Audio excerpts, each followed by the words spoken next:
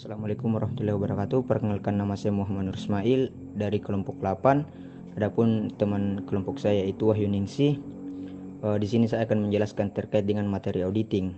Nah, yang pertama yaitu pengertian audit. Menurut Ahrens dan Lobicki, pengertian audit adalah kegiatan mengumpulkan dan mengevaluasi dari bukti-bukti mengenai informasi untuk menentukan dan melaporkan tingkat kesesuaian antara informasi dengan kriteria yang telah ditetapkan, di mana proses audit dilakukan dengan orang yang kompeten dan independen.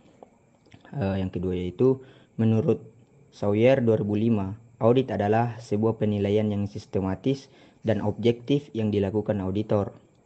Orang yang melakukan audit terhadap operasi dan kontrol yang berbeda dalam suatu organisasi. Kemudian bagian B yaitu karakteristik audit. Yang pertama, tujuan pemeriksaan adalah membantu semua peringkat manajemen dalam meningkatkan perencanaan dan pengendalian manajemen dengan cara mengidentifikasi aspek-aspek sistem dan prosedur serta rekomendasi kepada manajemen untuk meningkatkan efisiensi, efektivitas, dan kehematan. Kemudian yang kedua yaitu kemandirian.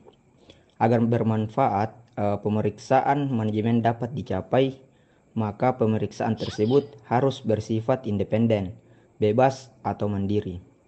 Kemudian yang ketiga, pendekatan sistematis. Dalam perencanaan dan pelaksanaan manajemen, audit perlu digunakan pendekatan yang sistematis dan metode-metode yang konsisten. Kemudian yang keempat, kriteria prestasi dengan pencapaian prestasi yang dapat dibandingkan dengan evaluasi. 5. Bukti pemeriksaan.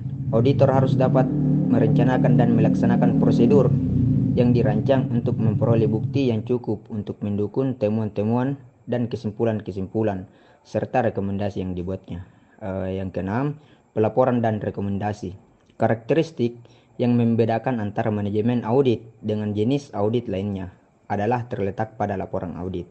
Dalam manajemen audit, laporan tekanan audit pada temuan-temuan selama pemeriksaan, kesimpulan pembuatan, dan rekomendasi untuk meningkatkan perencanaan, sistem, dan pengendalian manajemen.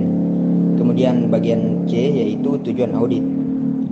Audit untuk mengevaluasi dan memberikan pendapat mengenai kewajaran laporan keuangan berdasarkan bukti-bukti yang diperoleh dan dilakukan oleh seorang yang independen dan kompeten. Perusahaan perlu memiliki suatu pengendalian intern untuk menjamin tercapainya tujuan yang telah direncanakan.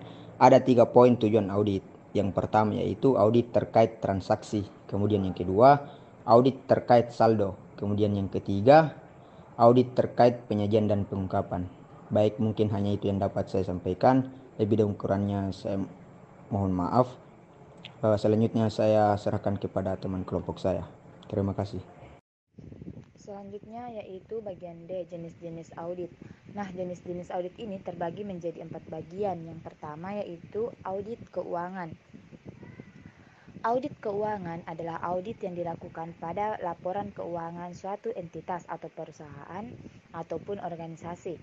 Nah, yang akan menghasilkan pendapat atau opini dari pihak ketiga mengenai relevansi, akurasi, dan kelengkapan laporan-laporan tersebut. Contohnya seperti ketidakberesan dalam laporan keuangan. Yang kedua yaitu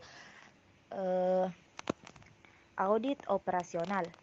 Audit operasional adalah pengkajian atas setiap bagian organisasi terhadap prosedur operasi standar dan metode yang diterapkan suatu organisasi dengan tujuan untuk mengevaluasi efisiensi, efektivitas, dan keekonomian. Yang ketiga yaitu audit ketaatan. Audit ketaatan adalah proses kerja yang menentukan apakah pihak yang diaudit sudah mengikuti prosedur, standar, dan aturan tertentu yang telah ditetapkan oleh pihak yang berwenang. Contoh, apabila ada perusahaan yang tidak sesuai standar, misal telat membayar pajak. Yang keempat yaitu audit investigasi. Serangkaian kegiatan atau proses audit investigasi adalah serangkaian mencari, menemukan, dan mengumpulkan bukti secara sistematis. yang bertujuan mengungkapkan terjadi atau tidaknya suatu perbuatan dan pelakunya guna melakukan tindakan hukum selanjutnya. Contohnya, apabila ada karyawan yang melakukan kontra penyelewangan terhadap perusahaan yang diketahui dari laporan berwenang, maka akan dilakukan audit masyarakat atau pihak berinvestigasi